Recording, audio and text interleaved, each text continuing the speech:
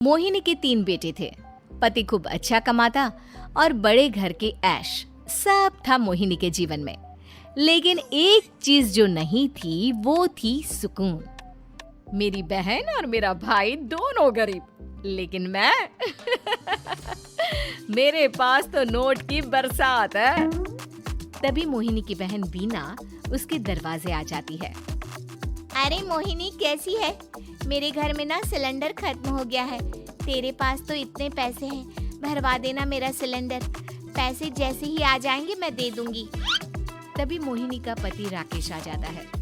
क्या है वीना, ये अपने घर की परेशानी हम लोगों के घर ना गाया करो। तुम्हारी बहन को तुम लोगों पर तरस आ जाता है और वो पैसे देने लग जाती है। मुझे ये बिल्कुल पसंद नहीं है। ओ जीजा जी, नहीं, मैं तो वो बस अच्छा, मैं चलती हूँ। वीना वहाँ से चली जाती है। उसके जाने के बाद अच्छा किया जो आपने सुना दिया। अरे न जाने क्या सोचकर मेरे घर आ जाती है कि जैसे यहाँ तो भंडारा भरा है। अरे कितना तो दे दिया। अच्छा जी, जरा 1000 तो देना। वो विन्नी दीदी है ना, उनके घर जा रही हूँ। उनका पोता हुआ है तो मुंह दिखाई दे दूंगी। हाँ, उन लोगों के आगे तो शो ऑफ किया करो। वो खुद को बड़ा अमीर शो करते हैं ना। दिखा दे कि तू भी किसी से कम नहीं है। हाँ जी, इसी के लिए तो जा रही हूँ। मोहिनी तैयार होकर अपनी बुआ की बेटी के घर जाती है, जहाँ उसके पोते का कार्यक्रम चल रहा होता है। वहाँ वीना भी आई होती है। अरे वीना, क्या जरूरत थी यहाँ आने की? तेरे घर पर गैस नहीं है तो वो भरा लेती। क्या करूँ मोहिनी, बुआ को बुरा लग जाता नहीं जाती तो। वैसे मेरे पास एक जोड़ा बच्चे का कपड़ा रखा था, वही अपनी चांदी के पायल के साथ देने जा रही हूँ। घर पर गैस थी नहीं, सोचा परिवार यहीं खाना खा लेगा, बाकी सुबह का सुबह देखा जाएगा। मोहिनी को बहन पर दया आ जाती है। वो पर्स से 1000 रुपए निकाल कर दे देती है। ले वीना, लेकिन पैसे वापस कर देना, तेरे जीजाजी हिसाब लेते हैं। मोहिनी भी क्या करती, गरीबी में बहन का सहारा ही उसके जीवन जीने का आधार था। फिर एक रोज, सुनिए, भाई के घर बेटी हुई है, मुझे माँ के पास जाना होगा। अरे उस घर में ना कूलर है ना एसी, कैसे रहोगी तुम? हाँ, वही सोच रही हूँ कि अकेली जाऊं, बच्चों को साथ ना ले जाऊं। चले जाओ, लेकिन ये जो तुम अपने गरीब परिवार से मिलने चली जाती हो ना, मुझे बिल्कुल अच्छा नहीं लगता। पता नहीं मैं भी कैसे मैनेज करती हूँ, लेकिन क्या करूँ। मोहिनी भाई भाभी के घर आती है। मोहिनी, कैसे आना हुआ? तू यहाँ हम लोगों के घर रह लेगी या फिर किसी होटल में रहेगी? क्या हो गया है माँ? मोहिनी को क्यों ऐसे बोल रहे हैं आप? अरे तू नहीं जानती अपनी ननद को, पैसे वाली है ना, तो ऐड कुछ ज्यादा ही है। मोहिनी को माँ की बात का बुरा नहीं लगता है, क्योंकि उसे पता ही नहीं चलता कि माँ उसे जली कटी सुना रही है। वो भाभी की बच्ची के साथ लेन देन करती है और वहाँ से चली जाती है। उसके जाने के बाद, माँ, क्यों आप मोहिनी को इतनी सारी बातें सुनाती हो? भाई का बेटा बोल पड़ता है। माँ, क्योंकि दादी जानती है कि बुआ के अंदर घमंड है। सही बोल रहा है मोहन। बहू भले तुझे ना दिखता हो, लेकिन मुझे और मोहन को दिखता है कि वो कितनी घमंडी है। मोहिनी मायके आती है, जहाँ गरीबी के कारण चीजें कम होती हैं। इस मोहन के बच्चे को काम पर लगा दो ना, किसी दुकान या किसी होटल में। बर्तन धो लिया करेगा, कम से कम 4 पैसे और आएंगे घर में। देख मोहिनी, माना तेरे पास पैसा है, लेकिन तेरे भाई के दिन इतने भी बुरे नहीं चल रहे कि वो अपने बच्चे की पढ़ाई रुकवाकर उससे बर्तन धुलवाए। मोहन माँ की ओर देखता है, जैसे आंखों से बोल रहा हो, देख लिया बुआ का हाल।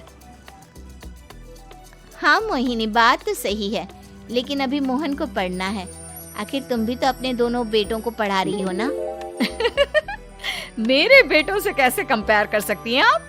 अरे वो तो कलेक्टर बनेंगे। हाँ, कल को वो मोहन को नौकरी में रख लेंगे, क्यों? मोहिनी कुछ दिन और रहकर चली जाती है।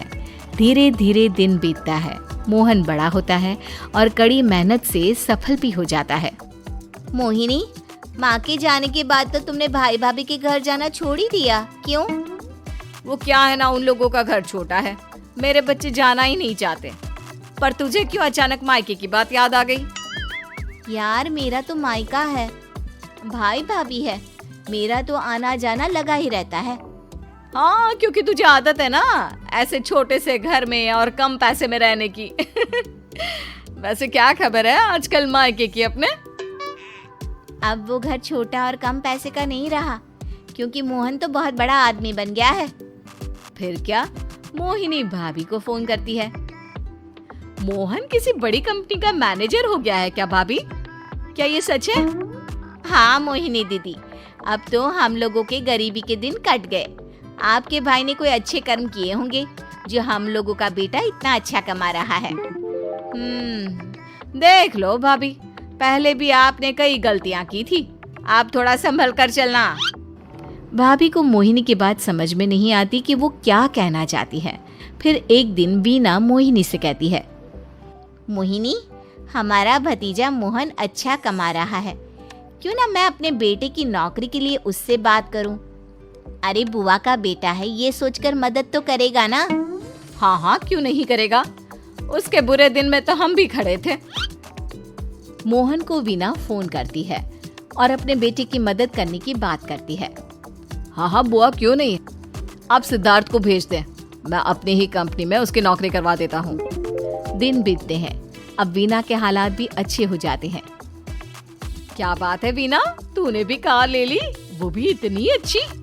हाँ मोहिनी, अपने भतीजे के कारण तो हम लोगों की दिन अच्छे हो गए।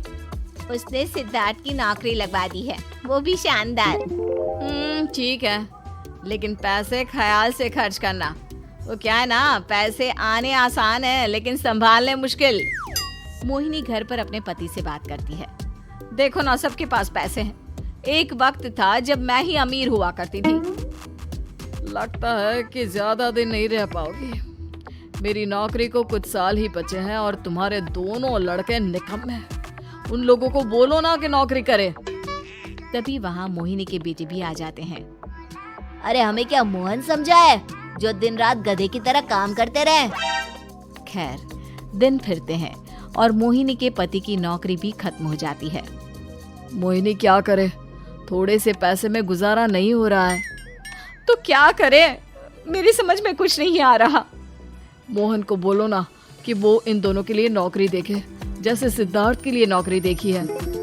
मोहिनी क्या कहती, उसे अपने वो दिन याद आ जाते हैं जब उसने भाभी से मोहन को नौकर बनने की सलाह दी थी। क्या हो गया, क्या सोच रही हो मोहिनी? यही कि वक्त कभी भी किसी का भी पलट सकता है, ऊपर वाले से डर कर रहना चाहिए।